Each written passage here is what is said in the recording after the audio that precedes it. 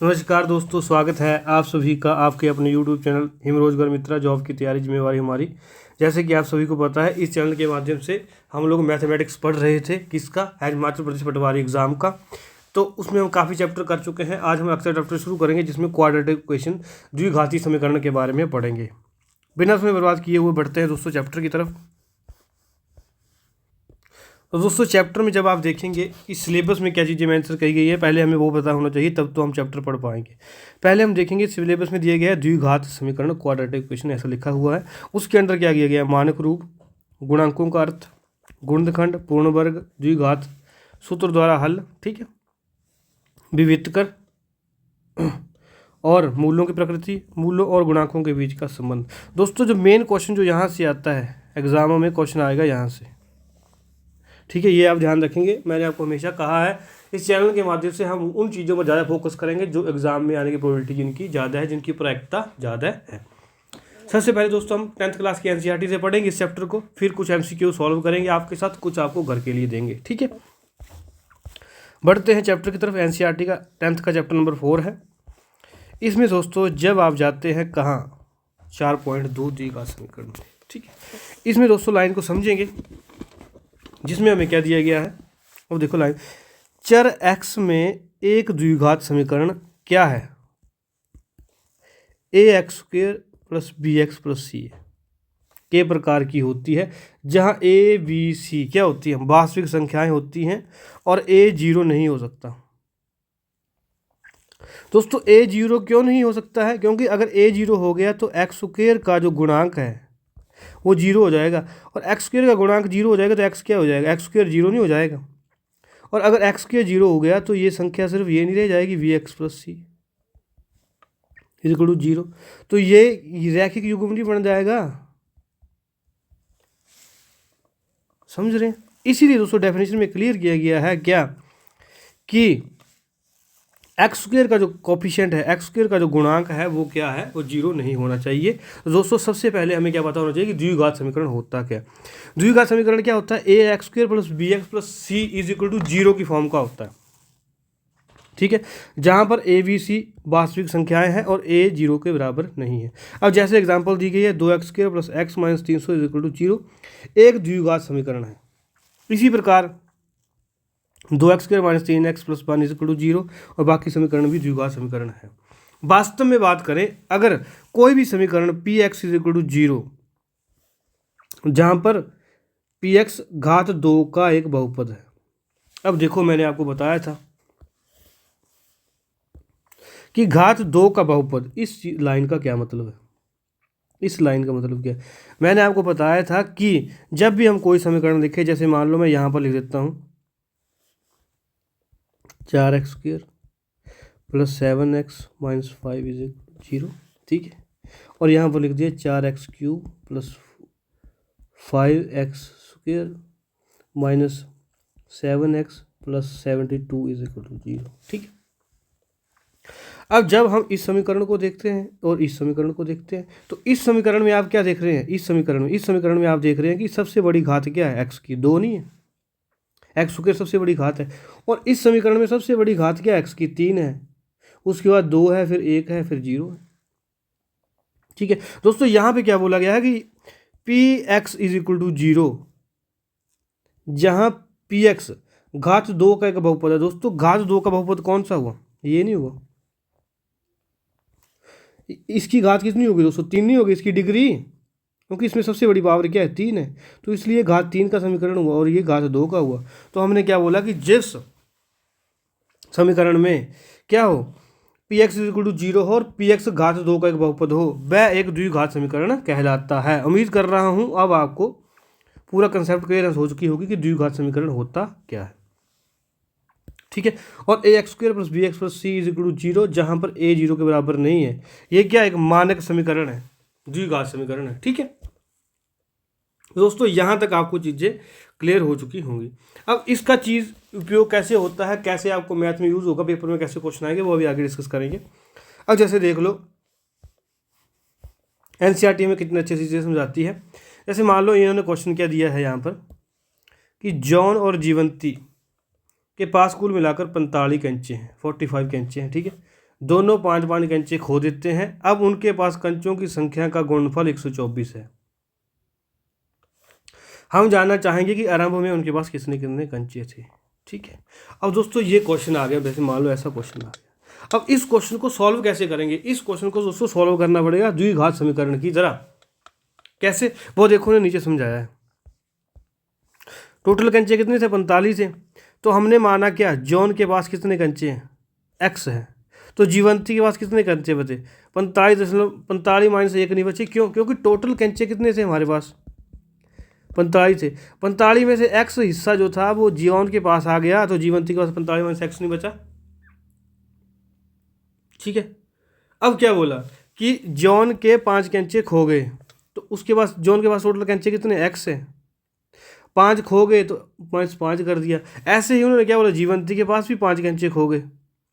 जीवंती के पास 5 कंचे खो गए तो उसके पास टोटल कंचे थे 45 माइनस एक्स, तो इसमें से 5 माइनस कर दिए। आपके पास कितने कंचे आ गए? 40 माइनस एक्स नहीं बच गए। आगे क्या बोला गया कि दोनों के जो बचे हुए कंचे थे उनकी संख्या, उनका गुणनफल किसके बराबर है? ये देखो, उनका गुणनफल 124 के बराबर नहीं है। अब दोनों के बचे हुए कंचे कितने बचे? एक बचे एक्स माइनस 5, एक बचे 40 माइनस एक्स। इन दोनों को गुणा करेंगे। गुणा कैसे करेंगे? इस एक्स से पहले ये भी गुणा होगा 40, इस एक्स से फिर एक्स भी गुणा होगा, ऐसे गुणा होती है। इस 5 से ये भी गुणा होगा, इस 5 से ये भी गुणा होगा। ये हमारे पास क्या समीकरण बन गया? हमारे पास समीकरण बन गया -x² प्लस 45x माइनस 2। ठीक है, लेकिन एक इसके बराबर दिया गया 124 के बराबर। अब क्या करेंगे? अब इसको जमा कर लेंगे। 124 इधर आ गया तो यहाँ माइनस हो जाएगा, माइनस माइनस जमा हो जाता है। और जब इनके साइन चेंज करेंगे, इसको माइनस से गुणा कर देंगे, इस पूरे इसको माइनस से गुणा करेंगे तो ये प्लस हो जाएगा। ठीक है, और जहाँ माइनस होगा वहाँ प्लस हो जाएगा, जहाँ प्लस होगा वहाँ माइनस हो जाएगा। हमारे पास क्या आ जाएगी दोस्तों? ऐसी इक्वेशन नहीं आ जाएगी। ठीक है, अब इस इक्वेशन को सॉल्व करना हमारे लिए आसान नहीं होगा।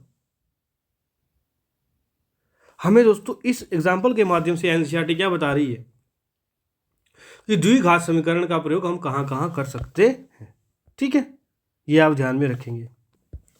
जब हम इस इक्वेशन को सॉल्व करेंगे तो हमारे पास क्या होगा दोस्तों? कंचों की संख्या आ जाएगी। ठीक है, ऐसे ही अगली एग्जाम्पल दी गई थी, हमारे काम की नहीं है, मैंने आपको सिर्फ समझाने के लिए एग्जाम्पल बताई है। ठीक है, अब आगे बढ़ेंगे जो आपके काम की चीज़ है। अब आया गुणनखंडों के द्वारा द्विघात समीकरण का हल कर। कैसे हल करेंगे दिया गया है, बड़े अच्छे तरीके से समझाएंगे आपको। अब देखो दोस्तों, एक वास्तविक संख्या अल्फा द्विघात समीकरण के अंश ax² plus bx plus c = 0, ए जहाँ पे 0 नहीं है, का एक मूल कहलाती है यदि x की जगह हम क्या रख दें? अल्फा रख दें। यहाँ भी देखो अल्फा रख दिया, यहाँ भी अल्फा रख दिया, ये 0 हो। दोस्तों इसका मतलब क्या हुआ कि यदि कोई भी हल जो ax² plus bx plus c = 0 का हल होगा, वो क्या होगा? वो अगर x की जगह चर संख्या की जगह रख दिया जाएगा तो वो 0 के बराबर ही होगा जितना यहाँ दिया होगा। हम यह भी कहते हैं कि x = अल्फा द्विघात समीकरण का एक हल है। ठीक है, अब समझ गए आप। अब देखो कि ध्यान दीजिए, द्विघात बहुपद ax² plus bx plus c = 0 के शून्यक और इसके मूल एक ही हैं। उम्मीद कर रहा हूँ कि आपको ये चीज़ें मैंने परसों में समझाई थी, परसों 2 लेक्चर में समझाई, आज फिर दोबारा समझा रहा हूँ। ठीक है, अब देखेंगे क्वेश्चनों की सहायता से कैसे आपको समझ आता है। अब देखो, गुणनखंड विधि की सहायता से हम क्या करेंगे? इस क्वेश्चन समीकरण का हल करेंगे। ठीक है, अब दोस्तों देखो, इन्होंने जैसे किया है वैसे किया है, हम लोग इसको 5 लाइनों में करेंगे। कैसे करेंगे? 2x² माइनस 5x प्लस 3 = 0, ये हमें क्या दिया गया? समीकरण दिया गया। हम क्या करेंगे? मैंने आपको हमेशा पहले कहा है कि इस चीज़ के टुकड़े और इन दोनों के गुणांक बराबर होगा। कैसे होगा? कि जब हम गुणा करें, जैसे 3 और 6, 3 और 2 गुणा किया हमने यहाँ पे। ठीक है, यहाँ पे 3 और 2 गुणा किए, हमारे पास क्या आ गया? 6x² नहीं बन रहा है। अगर आप देखो यहाँ पे 3 है, यहाँ पे a है, 6x² नहीं बन रहा है। दोस्तों हम ऐसे टुकड़े करेंगे कि जहाँ पर क्या हो, जिसको गुणा करके 6 आए और जोड़े तो 5 आए। समझे? गुणा करें तो 6 आए और जोड़ करें तो 5 आए। अब करो भाई, 2 3 6, 2x 3x जोड़ेंगे तो हमारे पास क्या आ जाएगा? 6x² नहीं आ जाएगा? 2x और 3x को जब हम जोड़ेंगे तो हमारे पास 5x नहीं आ जाएगा? गुणा करेंगे तो 6x² नहीं आ जाएगा? तो क्या हम इस इक्वेशन को ऐसे नहीं लिख सकते हैं? अब देखो यहाँ पे मैं आपको पूरे स्टेप लिख के बताऊंगा। 2x जमा 3x जमा 3 इज इक्वल टू 0। क्या ये गलत है? बताओ। ठीक नहीं भाई, हमने इसके सिर्फ टुकड़े किए कि जमा करके ये बन जाए, गुणा करके ये बन जाए। ठीक है, गुणा करके क्या बन जाए? ये बन जाए 3 गुणा 2 6, जमा करके ये बन जाए। अब क्या ब्रैकेट ओपन करेंगे? ब्रैकेट ओपन कैसे होगी? माइनस साइन लगा है भाई आगे, तो माइनस साइन से ओपन कर दो। अब देखो इन दोनों में क्या कॉमन है? इन दोनों में क्या कॉमन है? जो ये हमारे पास है 2x कॉमन नहीं है।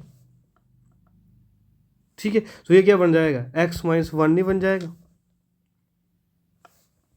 अब यहाँ पे माइनस है, माइनस भी कॉमन ले लेंगे हम, तो यहाँ पे क्या बन जाए? 3 भी कॉमन आ जाएगा, इसमें 3 इसमें भी 3 है, x - 1 नहीं आ जाएगा इसमें, तो हमारे पास क्या बन जाएगा? 2x - 3 इंटू x - 1 नहीं बन जाएगा? हम कहाँ पहुँच गए दोस्तों? यहाँ पहुँच गए, जो ये निकाला है इन्होंने। ठीक है, ये निकाला है, तो हमारे पास इस तरीके से x की वैल्यू क्या आ गई? 3/2 और 1 नहीं आ गई इन दोनों से? इसको हम अलग 0 के बराबर रखेंगे, इसको अलग 0 के बराबर रखेंगे, तो हमारे पास क्या क्या वैल्यू आ जाएगी? 3/2 और x की एक वैल्यू 1 नहीं आ जाएगी? ऐसे दोस्तों आपको गुणनखंड विधि के द्वारा क्या करना होता है? द्विघात समीकरणों को हल करना होता है। इन्होंने भी यही तरीका बताया हुआ है। अब दोस्तों देखो कि अब जो ये ऊपर लाइन लिखी थी, अब जब ये मैं आपको जो ये लाइन भी हमने डिस्कस किया था, शून्यक और मूल। ठीक है, अब आप यहाँ पे देखो, क्या देखो कि जो हमारे पास देखो यहाँ पे ये इक्वेशन दी है, इस पे आप x की वैल्यू 1 रख के देखो, जो ये मूल आया है x की वैल्यू क्या रखेंगे? यहाँ पर 1 रखेंगे। ठीक है, x की वैल्यू 1 रखेंगे यहाँ पर, तो क्या होगा? 2 गुणा x, 1 का स्क्वायर माइनस 5 गुणा 1 जमा 3, ये जमा 3 है ना? ठीक है, इसको साफ करके लिखता हूँ, जमा 3 बराबर है 0। अब देखो इसको सॉल्व करो जरा, 2 - 5 जमा 3 इज इक्वल टू 0। 0 बराबर 0 नहीं आ रहा है? सेटिस्फाई नहीं कर रहा है क्या? बताओ, सेटिस्फाई कर रहा है कि नहीं कर रहा है? तो इसीलिए ऊपर लिखा था कि जो मूल होंगे वो क्या होंगे? शून्यांक भी होंगे। ऐसे ही अगर हम 3/2 यहाँ पे रखेंगे, वो भी 0 के बराबर आ जाएगा। ठीक है, इस तरीके से दोस्तों आपको क्वेश्चन सॉल्व करने हैं। अब जैसे मान लो ये इक्वेशन है हमारे पास दी हुई, यहाँ पर हम क्या करेंगे? फिर वही 5 लाइनों का फार्मूला बनाएंगे। देखो उन्होंने वही लगाया है। इन दोनों को क्या करेंगे? आप उसमें गुणा, क्या बन रहा है? 12 बन रहा है। ठीक है, और यहाँ क्या आ रहा है? 1 आ रहा है, तो 4 3 12 और 4 - 1 3 नहीं आ गया? इन्होंने ऐसे सॉल्व नहीं कर दिया, फिर इसको आपको दोस्तों ऐसे ही सॉल्व करना है, आंसर पे पहुंचेंगे। और इन्होंने लिखा भी है, हम मूलों के सत्यापन के लिए जांच करते हैं कि 2/3 और 1/2 -1/2 संतुष्ट करते हैं नहीं करते। ठीक है, ऐसे ही दोस्तों जब आप ये एग्जांपल लेते हैं 3x² - 2 6√2 √6x + 2 = 0, तो इसमें वही तरीका अपनाएंगे। ठीक है, तो अब जब बढ़ते हैं आगे, उम्मीद कर रहा हूँ दोस्तों कि आपको ये तरीका बिल्कुल समझ आ गया होगा। अगर ये तरीका आपको समझ आ गया भाई, ये क्वेश्चन आपको होमवर्क रहेंगे। उम्मीद कर रहा हूँ कि आप स्क्रीनशॉट ले लेंगे और ये होमवर्क में करेंगे। होमवर्क में क्यों देता हूँ दोस्तों? हमेशा आपको लगता होगा कि ये ऐसे ही हर बार क्वेश्चन देता है। भाई जब आपको क्वेश्चन पेपर में आएगा ना, जब पेपर दे रहे होंगे, तब आपको पता लगेगा कि इस प्रैक्टिस करने का फ़ायदा क्या था। ठीक है, आगे बढ़ेंगे। आगे दोस्तों जो इम्पोर्टेंट क्वेश्चन, जहाँ से क्वेश्चन मुझे लगता है बनेगा, वो बनेगा यहाँ से, मूलों की प्रकृति। ठीक है दोस्तों, जब भी हम समीकरण को ax² + bx + c के रूप में लिखते हैं, तो उसके मूल क्या होते हैं? उसके मूल होते हैं ये x - b ± b² - 4ac√2 है। ये फार्मूला आपको याद करना है। ठीक है दोस्तों, ये फार्मूला आपको क्यों याद करना है, आपको अभी समझ आएगा। ठीक है, अब यहाँ पे देखो, इसमें क्या बताया गया कि यदि बी स्क्वायर माइनस 4ac, यदि ये जो चीज है, ठीक है, ये होगी 0 से बड़ी, तो हमारे पास दो भिन्न वास्तविक मूल होंगे। ठीक है, कैसे? एक मूल ये होगा, एक मूल ये होगा। लेकिन ये फॉर्मूला आपको याद करना पड़ेगा भाई, याद करो भाई, इसको जैसे तैसे याद करो, ये करना पड़ेगा। एग्जाम में क्वेश्चन आएगा, नीचे दिए गए समीकरण के मूल वास्तविक होंगे कि नहीं होंगे, अगर फॉर्मूला याद नहीं आप नहीं कर पाओगे। ठीक है, और दूसरी कंडीशन क्या दी गई? एक कंडीशन तो हमें दी गई है ये, कि यदि बी स्क्वायर माइनस 4ac जो है 0 से बड़ा होगा तो दो भिन्न मूल होंगे और वास्तविक मूल होंगे। पर यदि B square minus 4ac is equal to 0 हो तो क्या होगा? तो हमारे पास समीकरण के दो मूल होंगे। ठीक है, दो मूल होंगे दोस्तों, वो क्या होंगे? एक समान होंगे। क्या होंगे? दोनों मूल क्या होंगे? समान होंगे। ये आप ध्यान में रखेंगे। यदि बी स्क्वायर माइनस 4ac क्या होगा? 0 से बड़ा होगा। कौन? ये बड़ा अंदर वाला टर्म। तो दो भिन्न वास्तविक मूल होंगे। पर यदि ये हुआ 0 के बराबर, यहाँ पे लिखा हुआ है, तो दोनों मूल क्या होंगे? समान होंगे और क्या होंगे? माइनस b बटा 2 है। और एक कंडीशन और है, यदि बी स्क्वायर माइनस 4ac 0 से छोटा है तो ऐसी कोई वास्तविक संख्या नहीं है। ठीक है, और इसके मूल वास्तविक नहीं हो सकते, वो क्या होंगे? काल्पनिक होंगे। ठीक है, वास्तविक मूल नहीं है। क्या होंगे? अगर 0 से छोटा होगा बी स्क्वायर माइनस 4x, दोस्तों वो क्या होंगे? वास्तविक मूल नहीं होंगे। अब दोस्तों ये आपको याद आएगा, यहाँ पर बी स्क्वायर माइनस 4ac को व्युत्कर कहा जाता है, डिस्क्रिमिनेंट, जिसके आधार पर हम किसी भी द्विघाती समीकरण के मूलों का नेचर पता लगाते हैं, प्रकृति पता लगाते हैं कि मूल कैसे होंगे। यहाँ पर दोबारा लिखा हुआ मैंने, किताब के आपके दिमाग में चीज़ घुसता है। कैसे घुसेगी?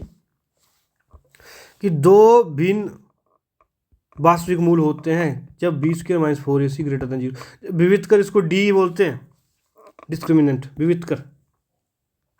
जब ये 0 से बड़ा होगा दो मूल होंगे वास्तविक, पर वो एक दूसरे से अलग होंगे। मूल बराबर कब होंगे? जब B square minus 4ac is equal to 0 होगा। और मूल वास्तविक नहीं होंगे कब? जब 0 से छोटा होगा। ठीक है, अब देखो, जैसे हमें नीचे क्या दी गई है? एग्जाम्पल दी गई है। क्या दी गई है? ये दी गई है। ठीक है, इस एग्जाम्पल को हम कैसे पढ़ेंगे? A x square plus b x plus c is equal to 0। इसमें ए क्या है? 2 नहीं है। बी क्या है? -4 नहीं है। सी क्या है? 3 नहीं है। हम क्या करेंगे दोस्तों? सबसे पहले क्या निकालेंगे? B square minus 4ac, D इसको बोलते हैं डी डिस्क्रिमिनेंट निकालेंगे। तो जब हम बी स्क्वायर माइनस 4ac यहाँ पर निकालेंगे, बी का स्क्वायर क्या करेंगे? 16 नहीं आएगा वो, -4 का स्क्वायर, -4 गुणा 2 गुणा 3, तो ये क्या है? 16 -4 नहीं 8 थे 24। ये -8 नहीं आ गया क्या? -8 0 से छोटा है या नहीं है? -8 0 से छोटा है। जब भी हमने बताया कि जब आपका डी वो क्या होता है? B square minus 4ac, discriminant, विविधकर जिसको बोला जाता है, ये 0 से छोटा होगा तो आपके मूल वास्तविक नहीं होंगे। तो इसीलिए दिए गए समीकरण का कोई वास्तविक मूल नहीं है। ठीक है, ये आप ध्यान में रखेंगे, एग्जामों में ऐसे क्वेश्चन पूछे जाते हैं। ठीक है, आगे बढ़ते हैं। अब जैसे ये ऐसा क्वेश्चन एग्जाम में फंसा सकता है आपको, जहाँ दिया गया है समीकरण, उसका विविधकर ज्ञात कीजिए और फिर मूल्यों की प्रकृति ज्ञात कीजिए। यदि वे वास्तविक हैं तो उन्हें भी ज्ञात कीजिए। मूल वास्तविक कब होंगे? जब या तो डी जो है, डी मतलब बी स्क्वायर माइनस 4ac, या तो 0 के बराबर होगा या ग्रेटर देन 0 होगा। दो ही कंडीशन में वास्तविक हो सकते हैं। ठीक है, अब देखो यहाँ पर ए क्या है? 3 है, बी क्या? -2, सी क्या? ये बी स्क्वायर माइनस 4ac निकाला तो हमारे पास क्या आ गया? 0 आ गया। दोनों मूल क्या है? वास्तविक हैं, लेकिन बराबर किसके आए? 0 के, तो ये बराबर भी होंगे ना। अभी देखो ऊपर कंडीशन बताई थी मैंने आपको, यहाँ पर समान मूल होंगे। ठीक है, दोनों बराबर होंगे। ठीक है, अब इसके मूल कैसे निकलेंगे? वही फार्मूला, कौन सा फार्मूला लगेगा मूल्यों के लिए? फार्मूला कौन सा बताया था? Minus B plus minus B square minus 4ac under root बटा 2a। ठीक है, अब यहाँ पर क्या आ गया दोस्तों हमारे पास? यहाँ पर हमारे पास भाई इसकी वैल्यू 0 आ गई, तो हमारे पास मूल क्या बन गए? माइनस बी बटा 2a माइनस बी बटा 2a, दो मूल नहीं बन गए। अब देखो मूल कैसे निकलेंगे भाई, मूल निकाल दो यहाँ से, कैसे निकलेंगे? माइनस बी, तो माइनस माइनस का 2, बी की वैल्यू तो -2 है यहाँ पर, 2a 2 गुणा 3 6 नहीं हो गया? तो ये कितना मूल आ गया? 2 गुणा 3 6, 1/3 नहीं आ गया? 1/3 नहीं आ गया मूल? देखो बोला है 3 कि नहीं? ऐसे दोस्तों आपको क्वेश्चन जो है वो करने पड़ेंगे भाई, प्रैक्टिस करनी पड़ेगी इन फार्मूलों से। ठीक है, अब जैसे देखो कोई क्वेश्चन मैं आपको और करवा देता हूँ अभी यहाँ पर एक आधा, ताकि आपको फुली क्लैरिटी हो जाए। ठीक है, अब जैसे मान लो दोस्तों ये क्वेश्चन है हमारे पास, चलो अंडर रूट वाला लेते हैं। आप लोग बोलेंगे कि थोड़ा टफ क्वेश्चन नहीं लिया, ठीक है ये ले लेते हैं। अब देखो इसमें क्वेश्चन नंबर 2 लेते हैं। हमारे पास क्या इक्वेशन दी गई है? 3x² माइनस 4√3x जमा 4 इज इक्वल टू 0। ठीक है, यहाँ पर ax² plus bx plus c is equal to 0। तो a क्या आ गया? 3 नहीं आ गया। b क्या? -4√3 नहीं आ गया। b किसके बराबर आ गया? -4√3। c किसके बराबर आ गया? 4 के बराबर नहीं आ गया। अब निकालो बरा इसका d, डिस्क्रिमिनेंट विविध कर निकालो, b² minus 4ac। b² b का स्क्वायर करेंगे इसका -4√3 का स्क्वायर -4 गुणा 3 गुणा 4। ठीक है, अब इसका 4 चौके 16 थे 48 नहीं आ जाएगा इसका? -48 आ जाएगा इसका। ठीक है, और इसका क्या आ जाएगा? 4 चौके 16 थे 48, ये भी है 48 आ गया, तो 0 नहीं आ गया। अब मैंने आपको क्या बोला कि जब भी आपका d 0 होगा तो क्या होगा? मूल क्या होंगे? वास्तविक होंगे। ठीक है, मूल क्या होंगे दोस्तों? आपके वास्तविक होंगे भाई, बट क्या होंगे? बराबर होंगे। ठीक है, मूल कैसे निकलेंगे? अब मैंने आपको इस फार्मूले में बताया था ना यहाँ पर, अब मैं थोड़ा सा इसको साफ कर देता हूँ। ये देखो, जब इस फार्मूले में मैंने आपको बताया भाई कि जब हमारे पास ये चीज़ ही 0 हो गई तो हमारे पास मूल क्या बचा? -b/2a नहीं बचा। बताओ, यहाँ पर भी वही नहीं करेंगे हम, मूल -b/2a नहीं बचा। अब देखो मूल क्या है? -b, तो b क्या ये है? 4/√3/2 गुणा 3 नहीं बचा। तो ये क्या बच गया हमारे पास? मूल 2 1 2, 2 दूनी 4, तो 2√3/3 है। ठीक है, ये हमारे पास क्या बन जाएगा? 2/√3 नहीं बन जाएगा मूल, और इसके दो मूल होंगे 2/√3, सेम मूल होंगे जब क्या होगा? बराबर होगा।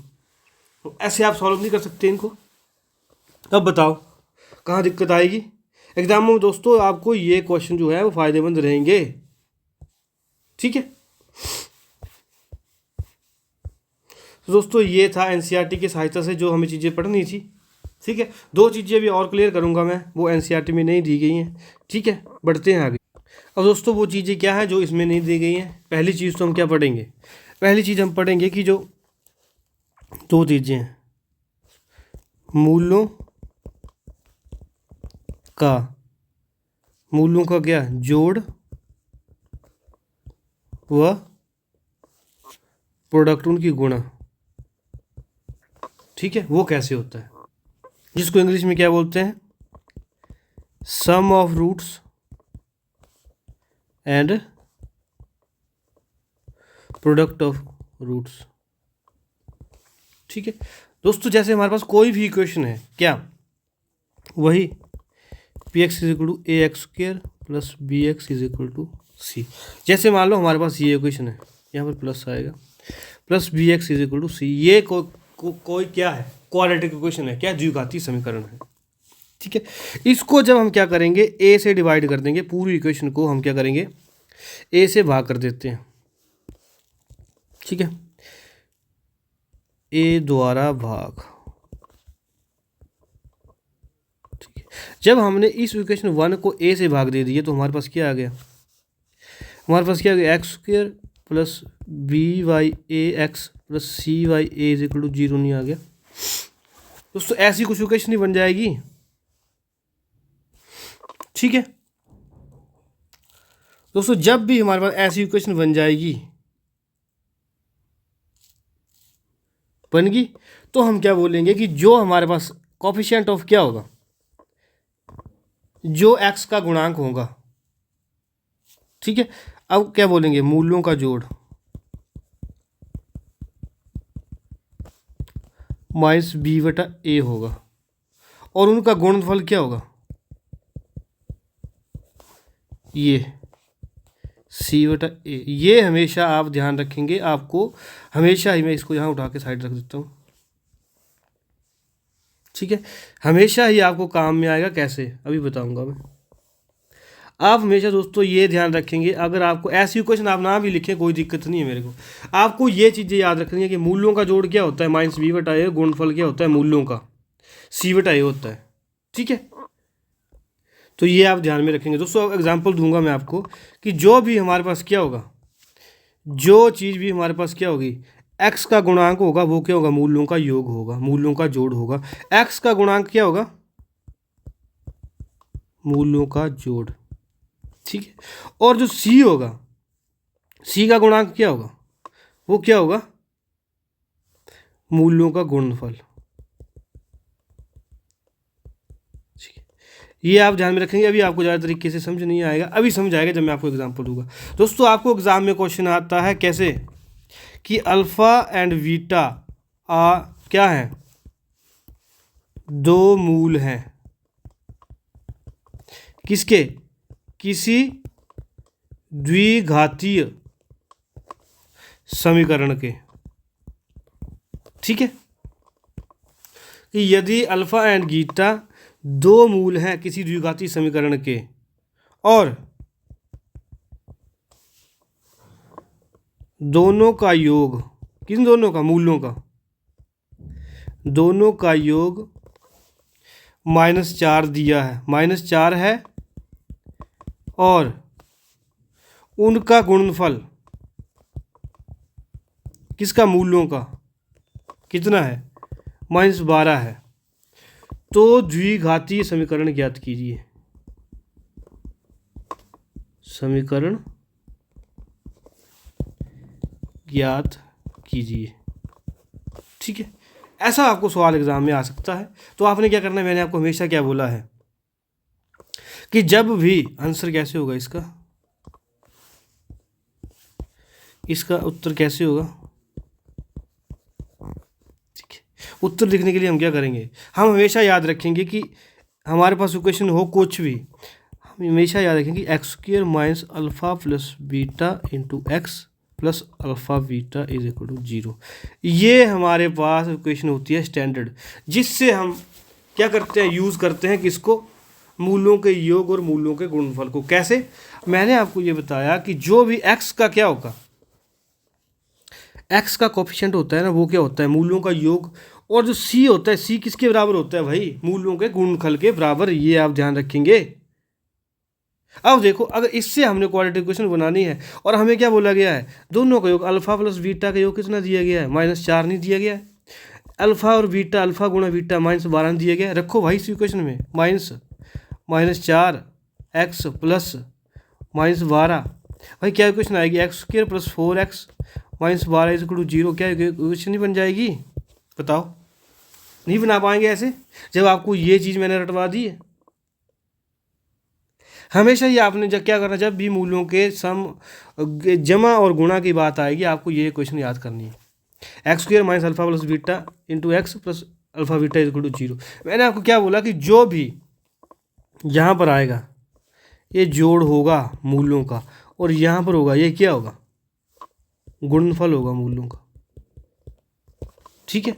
और फार्मूला क्या होता है अल्फा प्लस बीटा का, -b बटा ए, और इसका क्या फार्मूला होता है, गुणा का c बटा ए, ठीक है।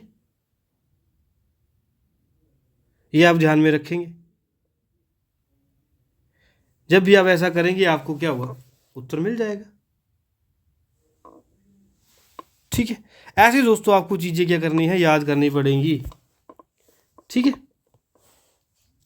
अब इस इक्वेशन से आप वेरीफाई भी कर सकते हैं। आप देखो कि आपको क्या बोला है हमने कि मूलों का योग क्या होता है, माइनस बी बटा ए होता है। भाई इस इक्वेशन में आप चेक करो a x square plus b x plus c is equal to 0। ठीक है, यहाँ पर ए की वैल्यू क्या है, बी की वैल्यू 4 है, तो यहाँ पे -4, ए की वैल्यू कितनी, 1 नहीं है, 1। बताओ -4 आया, मूलों का योग नहीं आया, जो इक्वेशन में दिया है वो आया नहीं आया। ऐसे ही आप प्रोडक्ट को चेक करो, सी बटा ए होता है, सी क्या है -12, ए क्या है 1, तो मूलों का गुणनफल -12 नहीं आया। बताओ दिया -12 कि नहीं दिया। ऐसे आपको इस क्वेश्चन से दोस्तों सॉल्व करना पड़ेगा। उम्मीद कर रहा हूँ कि आपको समझ आ गया होगा। अब देखो क्वेश्चन की ओर बढ़ते हैं। जैसे आपको मैंने क्या दिया है, ये क्वेश्चन दिया है पहले, ठीक है। इक्वेशन आसान है, जो गुणनखंड बनाने की विधि आप खुद करेंगे इसको। अब जैसे मान लो ये क्वेश्चन है, क्वेश्चन नंबर 2 हमारे पास, ठीक है। X square plus 4x plus 4 is equal to 0, मूल्यों की प्रकृति क्या होगी। एग्जाम में क्वेश्चन आ सकते हैं दोस्तों, ऐसा पूछा जाता भी है, अगर एग्जाम में टफ डालना होगा। यहाँ पे क्या करो भाई, a x square plus b x plus c लिखो, ठीक है। अब देखो क्या हुआ, ए कितना है 1, बी कितना है 4, सी कितना है 4। अब डिस्क्रिमिनेंट निकालो भाई, बी स्क्र माइनस 4ac। अब देखो बी स्क्र, बी कितना है 4 चौके 16 -4 गुणा 4 गुणा 1, ठीक है। क्या हो गया 16 - 16 इक्वल टू 0 नहीं हो गया। डिस्क्रिमिनेंट विविधकर की वैल्यू कितनी आ गई, 0 आ गई। मैंने क्या बोला था आपको कि जब भी विविधकर क्या होगा, डिस्क्रिमिनेंट क्या होगा, 0 होगा, तो क्या होगा, मूल वास्तविक होंगे और समान नहीं होंगे। ऑप्शन नंबर 20 का राइट आंसर नहीं आएगा। बताओ क्या आप इतना नहीं कर पाएंगे, आधे घंटे की राम कहानी के बाद अब इतना नहीं कर पाएंगे। बताओ कर पाएंगे कि नहीं कर पाएंगे। कर पाएंगे तो अच्छी बात है, नहीं कर पाएंगे तो भाई वीडियो बैक कर लेना, नहीं तो वीडियो काफ़ी लंबी हो जाती है, ठीक है।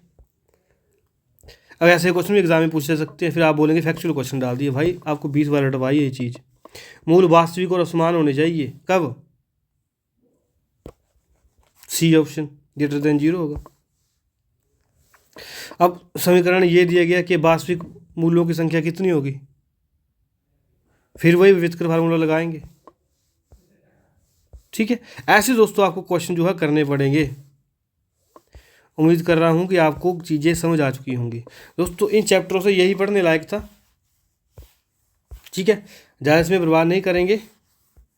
अगर मुझे लगता है कोई क्वेश्चन, अब जैसे देखो ये है, ये देखो ये क्वेश्चन फिर दे दिया गया है, किसके ऊपर बेस है, अल्फा बीटा क्या है मैंने बताया आपको, रूट्स नहीं बताया, मूल। और अल्फा बीटा यहाँ जोड़ दिया हुआ, यहाँ क्या दिया एक्स स्क्र। वही इक्वेशन, कौन सी इक्वेशन, जो भी मैंने ऊपर बताई थी आपको, कौन सी बताई थी, मूलों का योग और गुणनखंड वाली, कौन सी इक्वेशन, ये नहीं थी।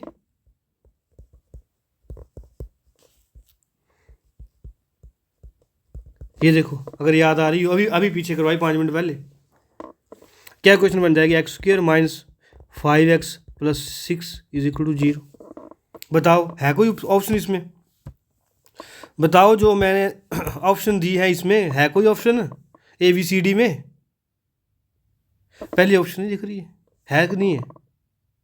दोस्तों ये फॉर्मूला याद करोगे तो 1 मिनट में क्वेश्चन कर दोगे। बच्चे उलझते रह जाएंगे भाई, आपके कंप्यूटर उलझते रह जाएंगे कि ये उत्तर कैसे आया, ठीक है।